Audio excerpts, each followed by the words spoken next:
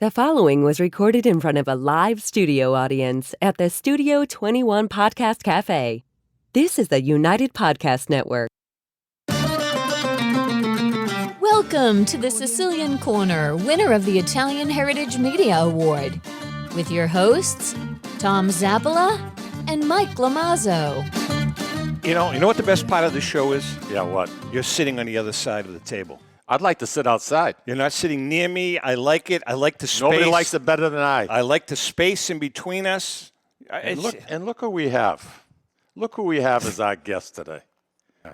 Look at that smile. Two budding flowers. Two budding flowers. All right, listen, we have a special show today. Welcome to the Sicilian Corner, everyone. Tom Zappola, my older brother, Mikey Lamazzo.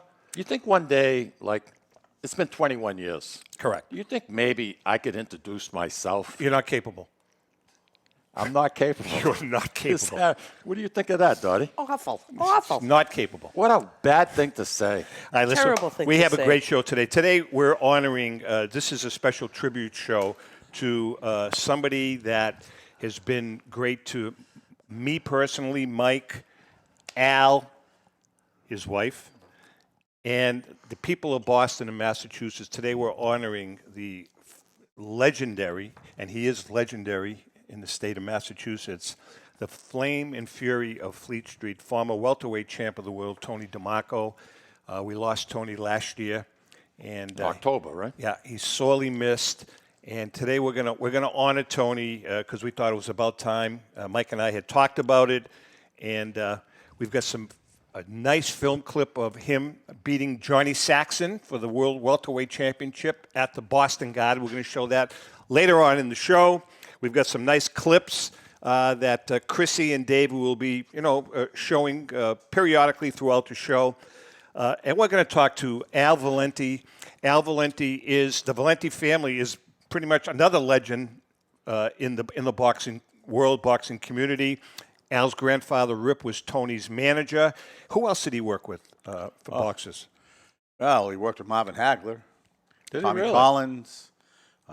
Just a long, long list of fighters that Joe Rondon, he touched Pender for a while. Just guys that were staples in the Boston boxing world. Now, there is a street in Boston called Rip Valenti Way, isn't there? Rip Valenti Way. It sits between Canal Street and North Washington Street at the junction of Joe Tecci Way, which is a stone's throw from Tony DeMarco For Way. peace sakes. Can That's only the be other that thing. way. There is a Tony can DeMarco also way. Oh, you got that down pat. Because It the can only be that way. upper end of Fleet Street that runs perpendicular to Hanover Street is called Tony DeMarco Way, Dottie. Exactly. Now, one other thing about Al is a famous ticket guy, but aside from that, was it Garden Pizza is the name of it? Boston Garden Pizza. Boston Garden Pizza. Legendary. Anybody who has eaten Boston Garden Pizza, his family, these are the people that own Boston Garden Pizza. Now, with all due respect, I'm not sure it's as good as Tripoli's, but it's up there. Well, here's the bottom line. Walter Brown, who ran the garden, and Eddie Powers was the president, said to my grandfather, hey, we got a spot. Why don't you do pizza? This is going back to the 50s. So the idea was that everybody in my family got a shot to work at the place. And one of the things that we did from the get-go is the shells for the pizza were made at Bova's Bakery in the North End, fresh every day.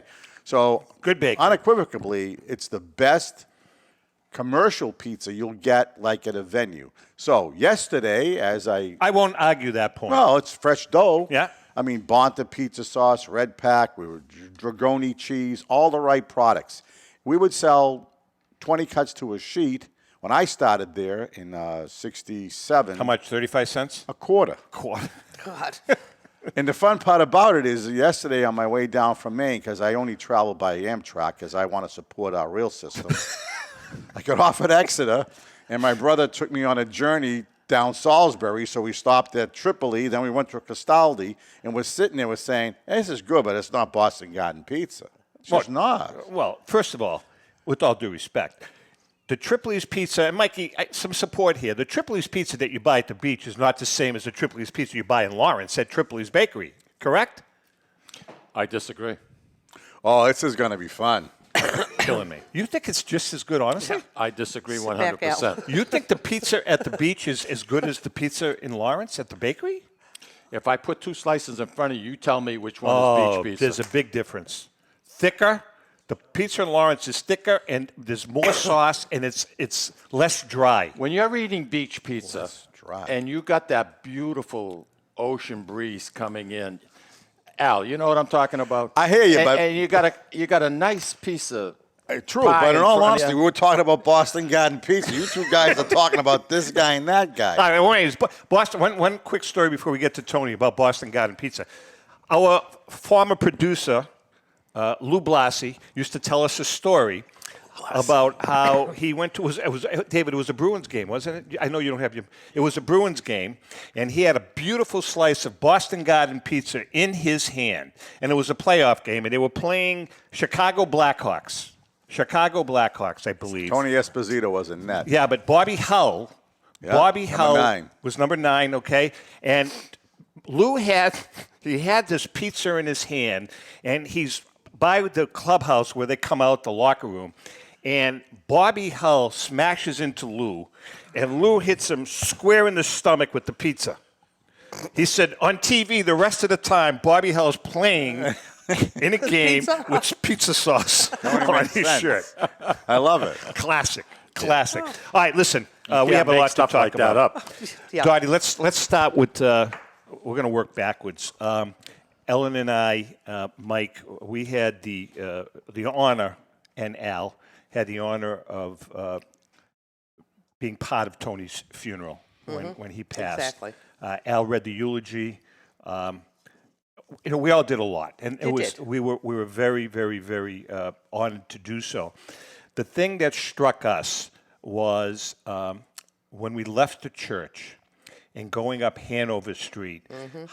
Hanover Street was closed off, and there were people, tourists, but people from the restaurants coming out of their restaurants and standing on the sidewalk as the funeral procession went by, and then stopping at the Tony DeMarco statue. And there is a statue of Tony at the gateway to the north end at the corner of Hanover and Cross Street, stopping there and putting flowers at the statue. What were your feelings about that?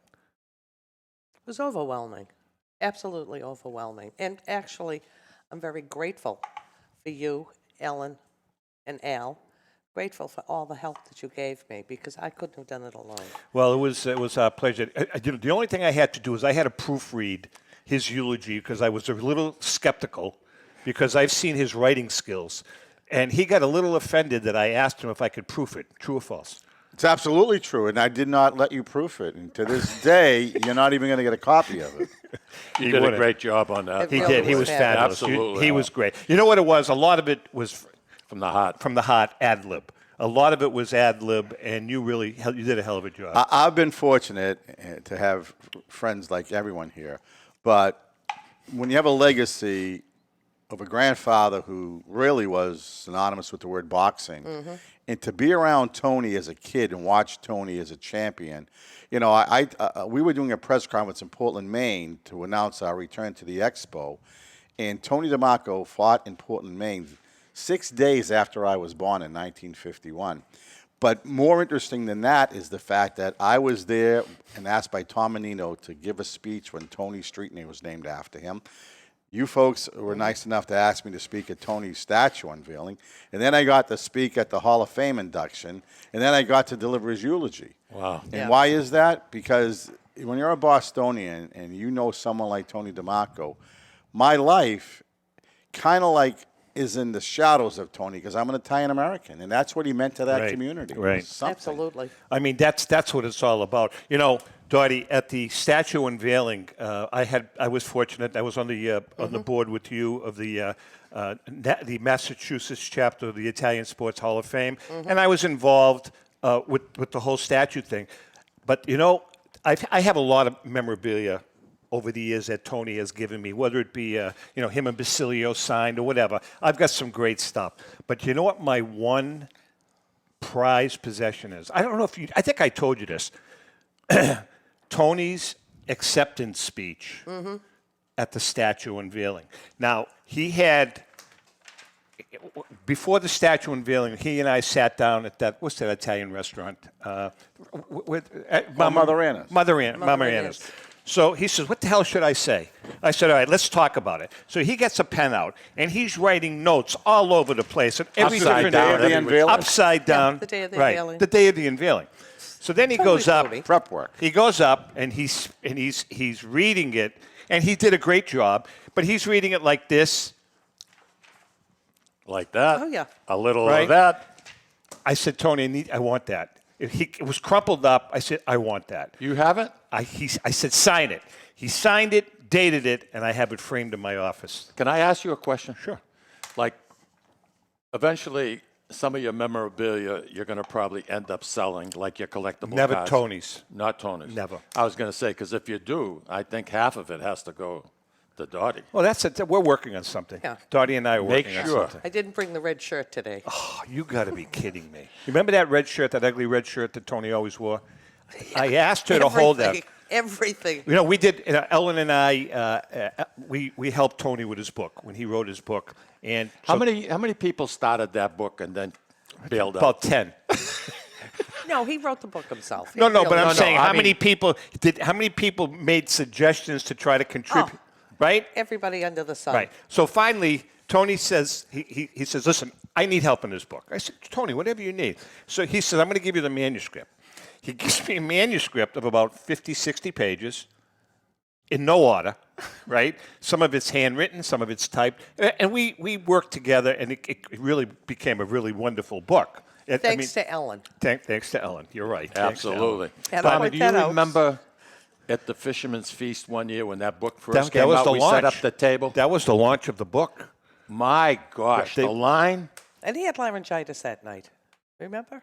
He did, and he spoke. We got him up on yeah, stage. you're right. They were standing 200, 300 deep. It was unbelievable. Yeah, Oh, yeah. to get the book. Oh, yeah. No, Dottie, I have a question for you.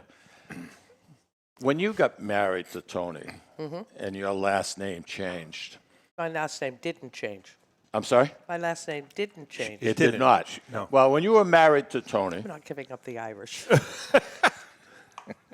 all right, Hey. I'll buy into that. Okay. But when you got married to Tony, can you just explain to our female listeners exactly how you felt?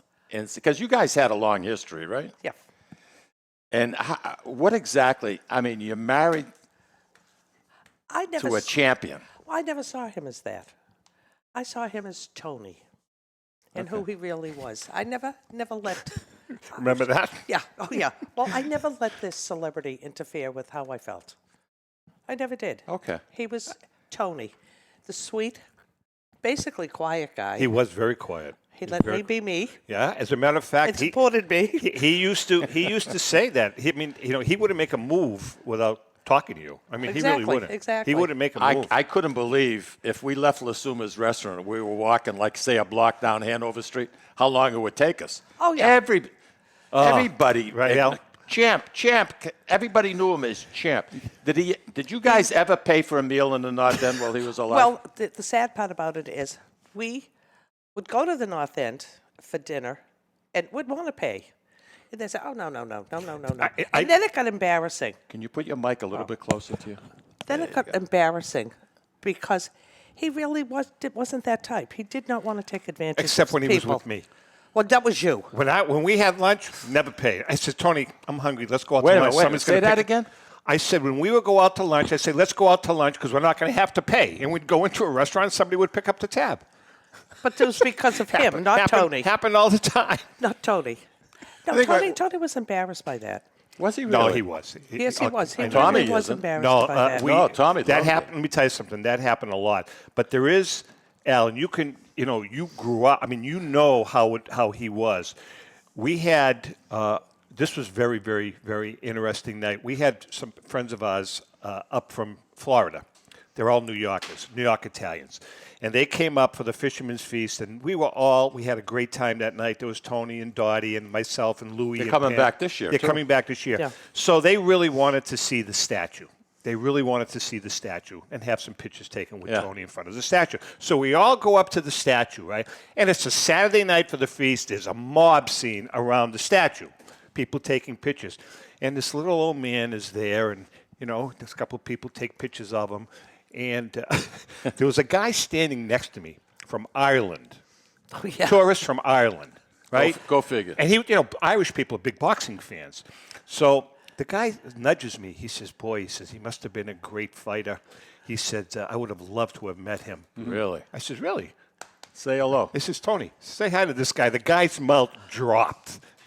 I says, this is Tony DeMarco. The guy says, you're kidding. I say, he doesn't come here often, but, and from that point on, remember, they wouldn't let him go. How awesome The mob, is that? he got surrounded. He got surrounded by the mob. Well, we had a tour bus that parked there, and everybody was getting on the tour bus. And somebody said, oh, that's Tony DeMarco. And I said, well, do you want to meet him? And it was like, yeah. The next thing you know, the bus driver's getting off. The bus emptied out so people could meet Tony and have their picture taken with them. That would happen all the time. Yeah. Yeah, all the time. All right, listen, we're going to take a break. We come back, Al. We want to chat about the professional side of Tony DeMarco and your observations, because he fought 8 world champs, some of his greatest fights. With that being said, we'll be right back. Ciao, this is Esther of You, Me, and Sicily. I want to talk to you about Tommy Amin and the great staff at Butcher Boy Market. Families, foodies, and home chefs come together at Butcher Boy to talk good food and create traditions. They offer the best in quality cuts of beef, pork, lamb, poultry, and restaurant-style steaks and chops. Produce? All of their produce is hand-selected to complement any meal or even to make it your main course. Their deli serves fresh roast beef, turkey, and beautiful imported Italian cold cuts, cheeses, and antipasto. And don't forget the Butcher Boy Bakery, featuring sweet delectables from all over the state, as well as their very own bakery. That's Butcher Boy, where the secret to a great steak is, of course, the steak. Located at 1077 Osgood Street in North Andover, Massachusetts, in the Butcher Boy Plaza. Ciao! Looking for that something special? All of us here at the Sicilian Corner suggest trying Ristorante Uno, located at 119 Salem Street in Boston's historic North End. For the most exquisite dining experience in an intimate setting that serves authentic regional Italian cuisine and features old country service. Try Ristorante Uno. Did we mention their award-winning wine cellar? Ristorante Uno, 119 Salem Street in Boston's historic North End. Call 617-573-9406 for reservations. That's 617-573-9406. Tell them the boys from the Sicilian Corner sent you.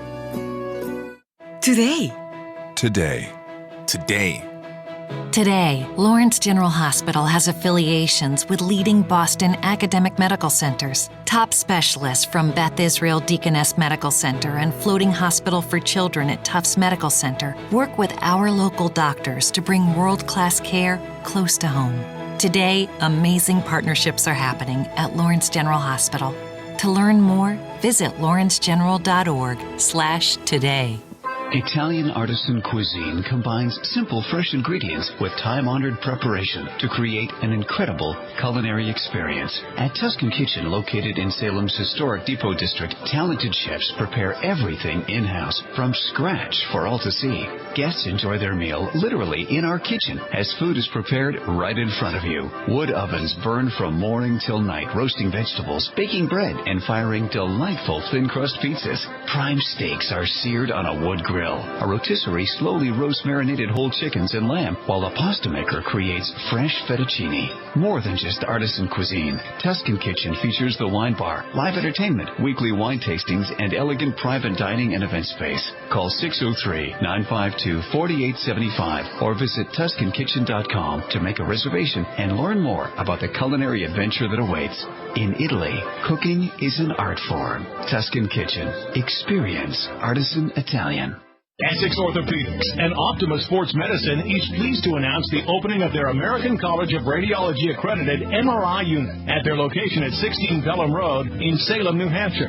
So now, in addition to receiving the best orthopedic care in the Merrimack Valley, as well as physical and occupational therapy at Optima Sports Therapy and Rehab, you can also have your MRI, all in one convenient location. The doctors and staff of Essex Orthopedics and Optima Sports Medicine have been dedicated to providing outstanding medical care to the Merrimack Valley in southern New Hampshire since 1984. Located on Route 97, just off Exit 2 from Route 93 North, on the second floor of the Workout Club of Salem. You deserve the best care, and that's exactly what you'll get from the board-certified surgeons at Essex Orthopedics and Optima Sports Medicine.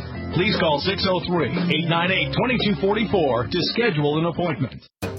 A loyal sponsor for the Sicilian Corner is Hilton Oil Company. Hilton Oil has been located right across from the South Lawrence Common since 1932 at 101 South Union Street. Hilton Oil Company specializes in 24-hour burner service, oil deliveries, including automatic deliveries, serving all the Merrimack Valley area, plus portions of southern New Hampshire. If you want your car fixed right the first time, bring it to Hilton's state-of-the-art service station. Remember, Hilton's is also a Mass State Inspection Station. Hilton Oil Company, 101 South Union Street in Lawrence. Call 978-687-9793.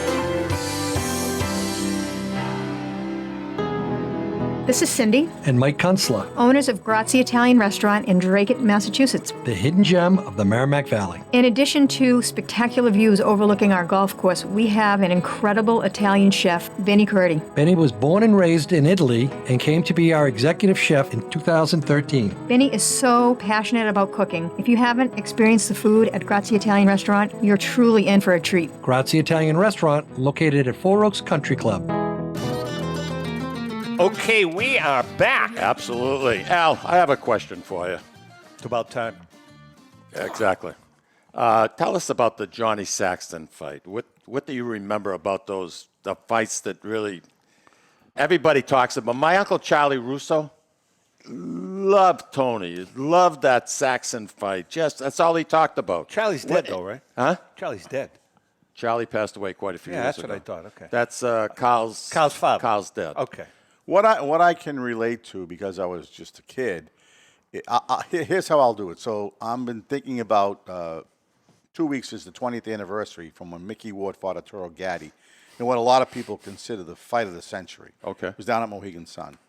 So yesterday on my Amtrak ride to Exeter, I watched it on YouTube, and I watched it again last night with my brother. At the same time, I was looking at Tony's record and thinking about the parallel between Tony DeMarco, Gatti, and Ward, and how they always left everything in the ring. Mm-hmm. So the Saxton fight is simple for me because I can only relate to it by what I heard from my father, my grandfather, my uncles. I see. And realistically, my Uncle Frank, who was the oldest of the three boys, it was Frank, Freddie, my dad, and Anthony, who ran the pizza place.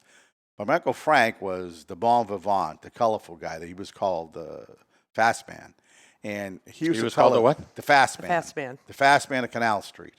And he would tell me the story about how they had to lock the doors because the fire marshal wouldn't let anybody else in. The place was packed to the rafters. Now, there was a number in the garden called 13909. That was the sellout number they would give you every time. I remember that. Yeah, 13909. Well, they say, and he said to me, that there were 20,000 people in the building for the Saxton fight. No way. They were standing in the aisles. And the electricity in the building when Tony entered the arena, and then the way he finished Saxton, and the way the North End responded to it was like Armistice Day, it was like New Year's, it was like everything you could possibly party like it's 1999. We're never going to see days like that again. Huh? No, and that is something that was said earlier was interesting when Dottie said how quiet a guy Tony is. One of the fun parts about speaking at any engagement where I had to present something, whether it was to Tony or talk about Tony, all of us watched the movie Rocky because it was a great movie. Tony lived that life. Yeah, he did. And because That's he did, we were part of it. But what's most interesting, there's a scene in that movie that sticks out when he goes by to see the priest on his way to the arena, and the priest is blessing him out the window. That actually happened to Tony DeMarco. That's right. Tony used to Did do it? Tony, That actually happened. Tony used to go down. Tony went to the St. Leonard's. Was it the pastor at St. Leonard's? Yeah. And it doesn't matter. But the thing is, Tony used to do the 7 churches before every fight. He always had a medal in his trunks. Wow. And that was the part of the eulogy. I didn't know that. The part of the eulogy that really hit home to me was I was standing at the pulpit at St. Leonard's delivering Tony's You were very eulogy. comfortable, by the way. Very comfortable. And I really said it during the eulogy. Tony came to this church. He lived across the street. Yeah. The street is named after him, and there's a statue down the street, and he won his championship around the corner. You can't write that stuff. No, you can't. Exactly. You know, as a kid, Yeah. I mean, my grandfather and my father, They were into boxing, right? yeah, God rest their soul. I mean, I was a kid. I was 4 years old, 5 years old, whatever the hell it was. But I can remember my father jumping, and not my grandfather as much, my father jumping up and down that a Sicilian had won the welterweight championship of the world. My father was on cloud 9. But I'll go one better than that. My father, when I was a kid, my father was in the hospital because he was sick. And when Tony won my mother tells the story, when Tony won the fight, he was so happy because a boy from Massachusetts won the title. From Massachusetts. He was such a good boy. Wow. So Now, I want to know, how many years, were you... I was 11. No, I'm talking with Tony. How many years were you guys... Together? Yeah. 20. 20. But, I mean, you knew him before that, right? No. No. Just 20 I years. had no clue who he was when I met him. So No a clue. little Irish girl comes to the North End. No, I met him at Mosley's. Mosley's on the Charles? You better believe it, honey. So, it's interesting to talk about. How do you know Mosley's on the Charles? Because they run fights there now. Freddie Roach's nephew, Ryan, runs fights at Mosley's on the Charles. And I did a couple of shows there myself. But what's interesting about the discussion with Tony DeMarco, you have to remember, and Tom alluded to this a little bit when we were talking about the eulogy, because Tom is my mentor, and Tom will always correct my paperwork. It's a high school for sure. thing. It's a high school thing. But consider... Don't go down that road. Consider this. You went to an inferior high school. How different is the North End in 2022 as compared to what it was in 1955 when you won the title?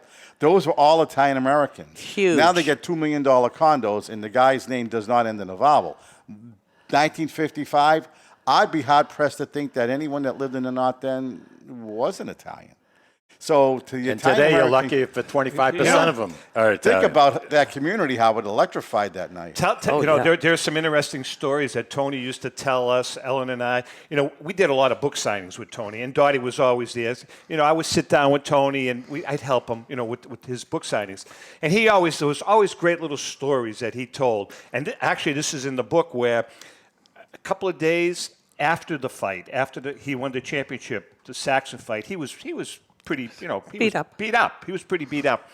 And the North End was still celebrating, like Al alluded to earlier. They were still celebrating like it was, a couple of days the afterwards. turn of the century. And he said he's up in his apartment, and someone's knocking at his door. He says, "There's somebody here who wants to meet you. He looks out the window, and it's Jimmy Durante had to meet Tony DeMarco. Oh. Right? And Bob Hope. They had to meet Tony. They pull up in front of his house. They wanted to meet him. Tony came down, met them. They shook hands. Right? I mean, just What an a lot of awesome stuff story. like that. Yeah. And Sinatra too. I met Sinatra in Vegas. So there are a lot of little stories. But Al, I want to get into the meat. Tony knocks out Johnny Saxson, and we're going to, by the way, stick around because the minute and 51 seconds of the DeMarco fight. It's amazing how many times he hit Johnny Saxson, but that's you'll see that. But after he beat Johnny Saxson, Tony went on to what was considered the fight of the decade, and I believe, correct me if I'm wrong, one of the 10 or 15, 20 greatest fights of all time, when he went on to meet Carmen Basilio at the Boston Garden. Both of them great punches, great champs, Tell us about that a little bit, Al. To understand the nature of what you just said, you have to better understand the boxing and what it's like today. And last night when I was watching Mickey Ward and Mickey Ward and Gaddy boxed each other in 3 10-round fights over 13 months. Today, that could never happen. No. Mm-hmm. Let's go back to when Carmen and Tony boxed each other. They talk about, we waited 3 or 4 years for Gaddy Ward. We finally got it. And Lampley, during the fight, says, and we got more than we thought we were going to get. Think about Carmen Basilio and Tony DeMarco. The guy finally wins the title, a young Tony DeMarco, and now he's going to fight the Lion of Lions and Carmen Basilio. This is the guy that beat Sugar Ray Robinson. Beat everybody. So now he's fighting in his hometown, and they fight in what was... What was the weight disparity in a fight like that? You remember how big was... Well, they fought at 147 pounds. 147 was the welterweight. And that was the limit. 147? They were both 147. So they, in those days, you weighed in the morning of the fight. So you didn't... Today, they weigh in the day before, so you can regain all those electrolytes. But Tony and Carmen are weighing... Listen to the doctor. Electrolytes. Well, it's important. In the morning of the fight, these two guys are weighing in. They're going to go in the Boston Garden, and you don't know what you're going to get. And you get what most people call the fight of the century, much like Gaddy Ward. But what's most interesting, Arturo and Mickey fought in the first fight was in... the anniversary's coming up. May 2002 was Preakness Day. The next fight was November. And the last fight was Belmont Stakes Day the following year, June. So it's 13 months. Tony fights Carmen. Major fights. Tony fights Carmen in Boston Garden in an epic confrontation. Has him out. But Carmen had a steel chin and a will to win. And Tony was relentless. But when it was over, you thought it was over. It wasn't over. They boxed again a few months later in Syracuse. I mean, that's how great those fighters were. Carmen Basilio and Tony DeMarco are Velcro together for life. Because you can't say one without the other. Dottie, correct me if I'm wrong. It was 15 rounds, too. Yeah, correct me if I'm wrong, but Tony and Carmen, now remember, these are two of the greatest welterweights in the history of welterweight boxing at that time. And they became, after those fights, they became very, very, very close friends. Yeah. Now, Tony experienced some tragedy in his life. And Carmen was right there. Tony lost his son. And Carmen was there for it. Right, and lost his daughter. But for Tony's son, he was 14 years old. Mm-hmm. Carmen was not only at the funeral, right? But then, correct me if I'm wrong, I thought Tony told me that Carmen actually walked down the aisle with Tony behind the coffin of his son. Yeah. Beating the living daylights out of each other. Correct. And become that's how close. Best of friends. That's how close they were. Because they both admired each other. That's right. why. And Dottie, respected you each other. became friends with Carmen's wife, Josie. Josie, over the years. You guys always spoke. Yeah. It was that kind of a relationship, Al. You don't see that much anymore. But when Carmen was dying up in Canastota, we had come home from the weekend, and we found out that what happened with Carmen. We went to see him when we were up there. Right. Carmen had passed away. We turned around and drove back up to attend his wake and funeral. Yeah.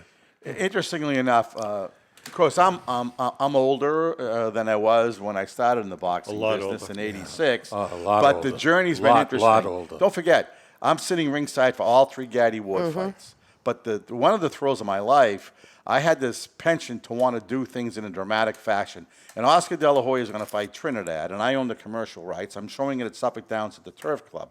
I said, the only way to make this better is if I can get Carmen to come down from Syracuse with his wife, Josie, and I'll have Tony there. So we'll have 100 guys smoking cigars, drinking Hennessy brandy, watching the De La Hoya fight, betting on horses, but I'll have a tongue-in-cheek look at Tony and Carmen. I spent 3 days, Thursday, Friday, Saturday, with Carmen and Tony. Do you understand what that was like? I can't even imagine. For me, I can't even imagine. The grandson of Rip Valenti, to be with these two icons. And the most interesting part, you just talked about it. They were like the best of friends. And I had an open mic, and I would ask people, hey, you want to ask a question to the champs, go right ahead. So someone stands up, and I've told you this story many times. It's just a great story. These 100 guys, this guy, that guy, are all at the Turf Club at Suffolk Downs. Just a wonderful night. We're going to watch De La Hoya, Trinidad. And somebody gets the mic and says to Carmen, he says, hey, Carmen, how would you and Tony have done against these two guys tonight, Trinidad and De La Hoya? And Basilio says, they would have arrested us for murder. Wow.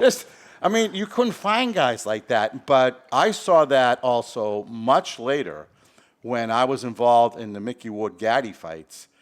I actually left Foxwoods and drove to Bacchus Hospital at around 1:30 a.m., about an hour and a half after the fight was over. And I walked in, and I went to the ER, and the nurse says, they're down there. And they opened up the curtain. There's Mickey and Arturo sitting on a gurney, laughing it up like they just had a party. And they just beat the hell out of each other. To a pulp.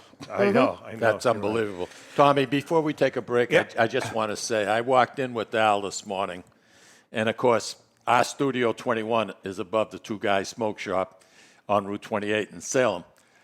And you were quite I gather, a cigar smoker. And he is now again. He still is. He's now so again. he walks in, and, of course, you're going to get hit with that smell of cigars as soon as you walk in.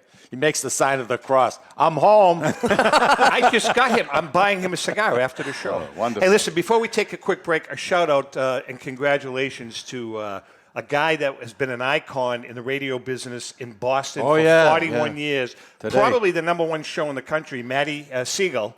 Maddie Siegel retired today on the air after 41 years. Wow. I mean, an absolute music icon in basically in the country, because it's been all over the news. And best wishes to Billy Costa, who's going to be taking Maddie's place. So good luck to both. You know, Tommy, Al and I were talking earlier as we were walking in, and we started talking about the Butcher Boy Market. And Al remembers the family very, very, very well. He knew Billy very well, Kenny, Tommy. And I just want to say, they're one of our sponsors, Al. And when it's barbecue time, it's cookout time, boy, you want a steak. Like it. No place Nothing better like than it. going to the Butcher Boy and picking out a nice 1.5-inch, 2-inch thick Delmonico. All right, so give him a plug. Introducing it to the grill. Oh, I'll give you. When am I invited? you a meat eater? When am I invited? You like it medium rare? It's the only way you should eat a piece Rare. of steak. Huh? All right, listen, we're going to take a break. Ooh, wow. But I'll put it in layman's terms. Go. Most people dream about hitting the lottery, mega bucks, whatever lottery out there. They want to get a house. They want to do this. I dream about being locked in Butcher Boy overnight with a pan and butter. That's all you need. Lock the door. And a cigar afterwards. Absolutely. All right, we're going to take a quick break. When we come back, we're going to show the last minute and a half, or whatever it is, minute and 50 seconds of the DeMarco Saxson fight. The film is a little grainy, and the reason it's a little grainy is because when they were actually filming it, the lens cracked. But you're going to get an idea as to what kind of a tough fighter Tony DeMarco was, beating the champ, Johnny Saxson. Hang in there. We'll be right back. This is David from the Sicilian Corner. You know, Mike, Tom, and I love to go to Salisbury Beach, but we love different things and we can never agree. Tom likes the casual family-style dining with great Italian cuisine, Capri Seaside Italian Grill. Me, I love the elegant romantic vibe, Sea Glass with the amazing view and terrific menu with prices that'll make it the place you want to visit every week. Mike loves a drink in his hand and a cool ocean breeze right off the surf and the rhythms of an even cooler reggae band. We all know Mike loves Bob Marley tunes at Surfside. Who doesn't love a great show? National acts, comedy, regional favorites, and the beautiful and intimate Blue Ocean Music Hall. Lucky for us, Atlantic Hospitality is the host of all these great places, and they treat everyone like they're Mike Lamazzo. And best of all, we never have to choose. Park the car once and all of this fun is right at your fingertips. We can have it all in the heart of Salisbury Beach. Find out about all the ways you can have a great night at Salisbury Beach at northshorepavilion.com. And Mike, Tom, and I will see you there. This is Tom Zappala. Located in the heart of downtown Haverhill, the Haverhill Beef Company is a full-service, old-fashioned butcher shop and meat market that continues to be a valued family tradition since 1952. Peter and Monica Carboni's Haverhill Beef offers individualized service from an outstanding selection of marinated sirloin tips, homemade sausage, marinated chicken, and thick, juicy Chairman Reserve steaks. Your family deserves the best, so call Peter at 978-374-4795 or visit their website at www.beefcompt.com. www.haverhillbeef.com. Hi, this is Mike, and I would like to tell you about the Deborah Law Offices, a firm that is focused on estate planning, probate, trust administration, and elder law issues. You will feel comfortable discussing important issues concerning both you and your loved ones, as well as having the information you need to make an informed decision about your family's future. How do I know? Because I'm a client of Dan Deborah Care. If you want to have peace of mind knowing that your loved ones are protected, call Deborah Care Law Offices today. In Massachusetts, 978-686-4645. In New Hampshire, 603-894-4141. At Catadella Funeral Home, we reinvest in our business to provide your family with the best facilities. It begins with a beautifully landscaped exterior, parking for 250 vehicles, and a comfortable and inviting access to our renovated interior. Funerals can be costly, so you should review and compare plans to make sure you receive services that are fairly priced. I invite you to experience the Catadella difference in cost, facility, and service. Catadella's honoring and celebrating the lives of the people we loved, providing exceptional care since 1929. This is Cindy, And Mike Kunstler, owners of Grazie Italian Restaurant in Dracut, Massachusetts. the hidden gem of the Merrimack Valley. In addition to spectacular views overlooking our golf course, we have an incredible Italian chef, Vinnie Curti. Benny was born and raised in Italy and came to be our executive chef in 2013. Vinnie is so passionate about cooking. If you haven't experienced the food at Grazie Italian Restaurant, you're truly in for a treat. Grazie Italian Restaurant, located at Four Oaks Country Club.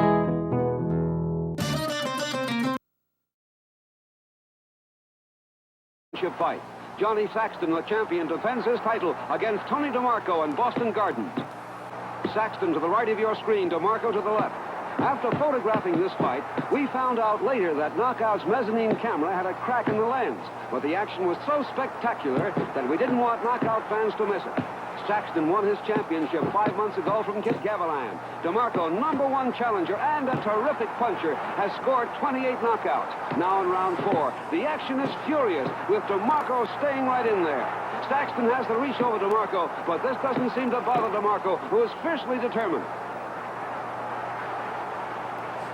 Here in round 14, DeMarco is in full control. He punches from all angles, never allowing Saxton to get an attack underway.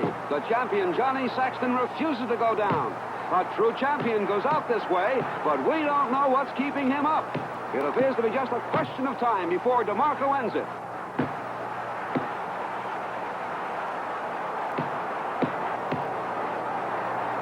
DeMarco finally puts the champion down.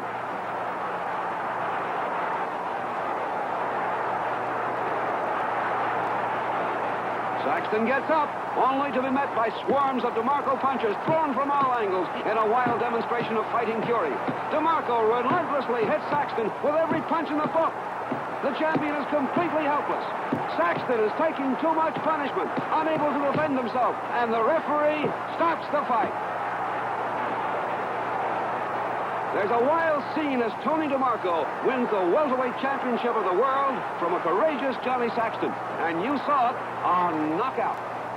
Wow. You know, a couple of things, Al. You're a boxing expert. All right. No, I got to watch that. Today's, they would never let it go that long. Correct. I was going to ask you, why didn't they stop it early? Because that's what they did back then. I mean, Al, in your opinion, I mean that fight would have been stopped after 4 or 5 shots. Yeah, there's 2 different generations of boxing. There was everything before 1960 and everything after 1960. And when you watch the Saxton fight, or you watch the Basilio DeMarco fight, the only parallel, and I'll do this only because I was involved in it, the 3 Gaddy Ward fights are just like that. And Frank Cappuccino, who refereed the first Gaddy Ward fight, the matador in the ring can make the fight even greater than it was. But those guys back in that day, they had one thing in mind. Let the 2 guys fight because the champion has to go out on his shield. And he alluded to it. He said, a true champion, how's he standing up? The other guy's throwing every punch in the book. I love that expression. And that's what they would do. They would let the fight go on. And probably watching that fight, in my opinion, it should have been stopped at least a minute earlier. But that's by today's standards. Back in the 50s, I mean, he was helpless. Wasn't going to happen. But they also was fighting with 6-ounce gloves. Yeah, and the gloves were smaller, and the rules were different. No 3 knockdown rules. You get up now. Tommy Collins got knocked down 9 times when he fought Jimmy Carter. I mean, think about that. You know, speaking of Jimmy Carter, I mean, Tony fought 8 world champions. Yeah. I mean, he fought everybody there was to fight, at that, I mean, lightweights, featherweights, Kid Gavilan, Chico Veja. Fought them all. And what's interesting, Paul again. Pender. Did he fight Pender? No, he did not. I go through Tony's record occasionally just to reacquaint myself with the history of boxing. And I just said it. He boxed Carmen Basilio today. Then in between he had a fight. Mm-hmm. And then he fought Carmen Basilio again. And that was all in like a 120-day period.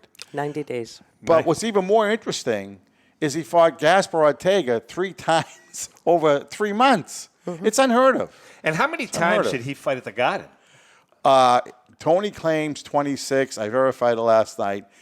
The last 10 or 11 fights of his career were Boston Garden, Boston Garden, Boston Garden. Really? And he also fought at Fenway Park. Twice. And Bravesfield. And Bravesfield. Mm-hmm. But imagine walking Madison out of Square your Garden. house and walking to the Garden, and you're going to have a huge match. But you know something, though? Tony told me this And story. walking home. I don't know if this happened every fight, but Tony, the night before a fight, he would not stay at his house. He stayed at a hotel in downtown Boston just to get, he used to have a T-bone steak. Clear his head. A steak dinner, and he would stay. I don't know if he just did it for the Basilio fight. Well, you got to remember, if he did that, it was because he was a neighborhood kid. He never lost his friends. Right. He never walked away from the North End. My God, please, he was like the Lord Mayor of the North End. He never walked away from the North End. He had the same friends he grew up with. So I can understand the separation because everybody would be at his house. I can't tell you how many times, Mikey, you witnessed it, Al, you witnessed it, Ellen has been with me 1,000 times.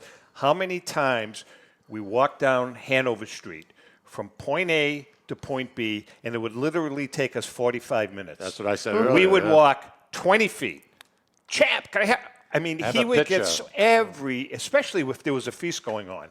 It's amazing how many times people would stop us dead in our tracks to either have their picture taken with Tony or get his autograph or just to chat with him. And the good thing about Tony, he was always accommodating. He never said, get away, I'm not interested. He would shoot the breeze as long as you wanted to. And the best part of that is it's 2022, and we talked about 1955, how different the North End was then as opposed to today.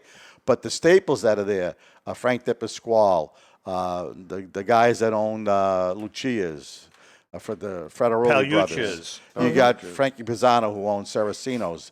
Those are the guys that are still part of the community, and Tony just transcends 55 to 22. And even though he's gone, his memory's there, and that statue is a constant reminder of what he represented to the Italian-American community in the city of Boston. That's why at the Hall of Fame, what I tried to say that day was simple. And by the way, we haven't talked about this. Al was the guy that presented Tony at the when Tony was inducted into the Hall of Fame.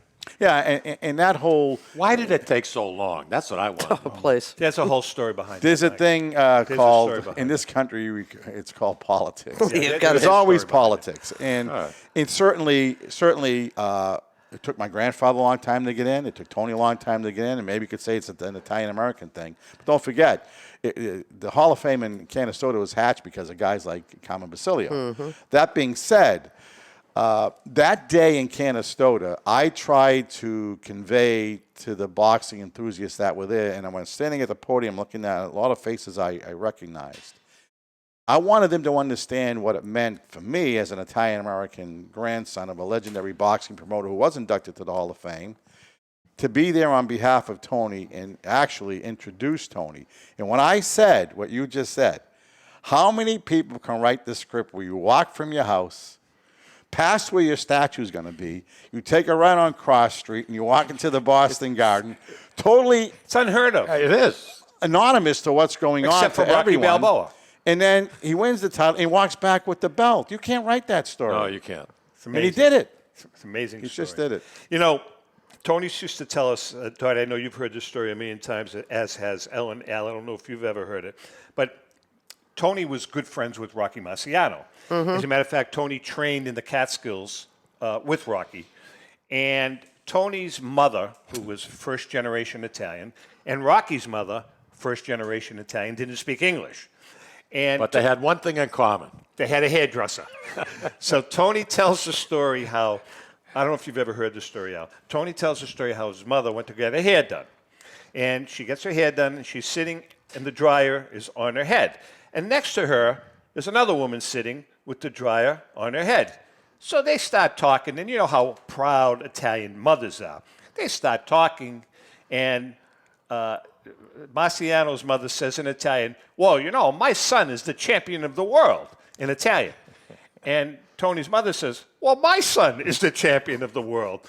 They had never met each other. That's amazing. And they were just talking, and they stumbled upon it. You had the heavyweight champ's wife and the welterweight champ's wife sitting next to each other. And they wound up, the hairdresser wound up sending out for food, so they wound up having the big, huge party. Imagine that. But Tony's father and Rocky's father were both shoemakers, and that's where they met up in the Catskills. And they got along great. Two little old Italian guys that were shoemakers. You know, stuff like that just doesn't happen. Wow. And it's interesting how you bring up Rocky Marciano, Tony DeMarco, Italian-Americans, just a great story. I'll even go one more layer. So if you're a boxing fan, and there are many boxing fans, despite the fact that the audience is dwindling somewhat for many, many reasons. But imagine growing up in Greater Boston or New England. You've got Vinny Paz down in Providence, Vinny Pazienza. You got Marvin Hagler in Brockton. You got Marciano in Brockton, Tony in Boston, Mickey Ward in Lowell, Johnny Ruiz in Chelsea. And these are all iconic boxing. And who started it all? John L. Sullivan in Boston. The Boston Bomb. Yeah, right? You're right. It all started with John L., the first linear heavyweight champion. You know, but then you get guys like Paul Pender. Oh, Pender too. I mean, there was a bunch of them. Patty DeMarco. Beat Robinson twice. Yeah, yeah. I mean, you know, here in the city of Lawrence, Al. Great boxing tradition. I was going to say a lot of the Rocky Club. Oh, yeah. I'm sure you must remember Andy that. Callahan. I mean, there's a lot of history to Lawrence, Lowell, Boston. The fabric of boxing has changed because boxing was about, I hate to use this expression, but I have to. People would get off the boat, literally, the right boat, they could go through Ellis Island, go in Hell's Kitchen, fight their way out of Hell's Kitchen. It's one of the greatest boxing movies of all time is Somebody Up There Likes Me, Paul Newman portraying Rocky Graziano. I mean, you can't make this stuff up. And that's why boxing back then was different from today. It shifted from the Italian Americans, the German Americans, the Irish Americans. Now it's the Latino fighters, the Mexicans. It's the Ukrainians, the Klitschko brothers. Everything's kind of shifted. And that's where the fabric of boxing in this country has been different. I want to say something, then ask you about that. One thing that we've always talked about is that Tony passed away when he was 89 years old. 89, right? Yeah. Tony, up until the end of his life, now think about this, and Al, you can probably attest to this, how many boxes mentally at that age was as sharp as a tack? Zero, correct? None. I mean, we talk about it all the time about Tony. Tony DeMarco, they were flabbergasted. He sat on a panel. Oh yeah. At BU. Oh really? And they were with Dr. Cantu. With Dr. Cantu, and they were flabbergasted at why is this guy he's got nothing, no brain damage, no CTE, nothing, as sharp as a tack. I want to elaborate on that if I can. And what was his name, Dr. what? Dr. Cantu. I think Kittigley asked Tony if he would donate his brain. Yes. To I remember. And Mickey Ward too. All right, and Tony says, "Not right now." That's a Tony remark. So I get a call, and we got about 3 minutes. There's this woman that's doing this documentary on Paul Pender, and it's Paul's great niece or whatever. Yeah. And she comes to Boston from California. She's got grant money, and she meets my father, who was at all those fights with Pender and DeMarco, and she meets my cousin Tony, who boxed. And I'm sitting in the living room, and she's shooting this documentary, and I'm thinking to myself, this has got to be interesting for her. But not too long after that, the documentary's official, and they're having a premiere. We all got invited. Yeah, we all got invited. There was a panel, and I met Dr. Cantu because I was on USA Boxing's board of directors, and we used to talk about CTE and concussions. And the most amazing thing about Tony DeMarco is what Tom just alluded to. So Tony DeMarco, in Boston with the the United States Military Academy's boxing team. I had them up for an event. So I got all these cadets. We're in a van, and we ate at LeConte's because one of the cadets is family owned LeConte's in the North End. I said, I'm going to give you guys a treat. We're going to stop and see Tony DeMarco. So the coach, Ray Barone, who's Italian, knows Tony. These kids won't lie. I says, when they meet Tony, their lives will change. Again, you just said it, Tom.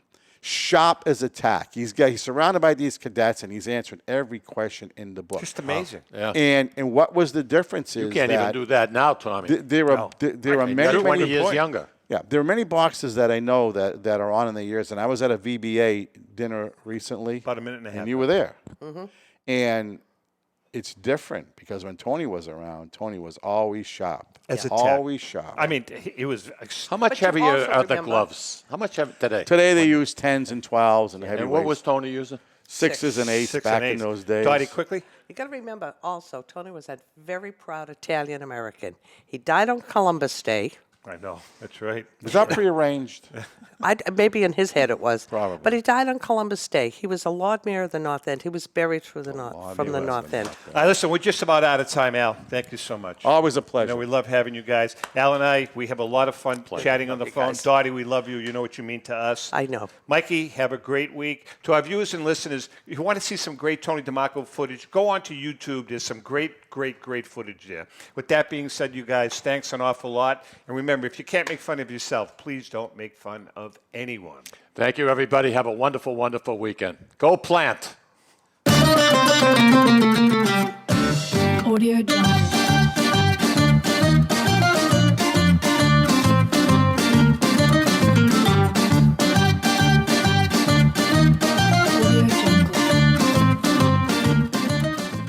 The views and opinions expressed by the hosts, guests, or callers of this program do not necessarily reflect the opinions of the Studio 21 Podcast Cafe, the United Podcast Network, its partners, or affiliates.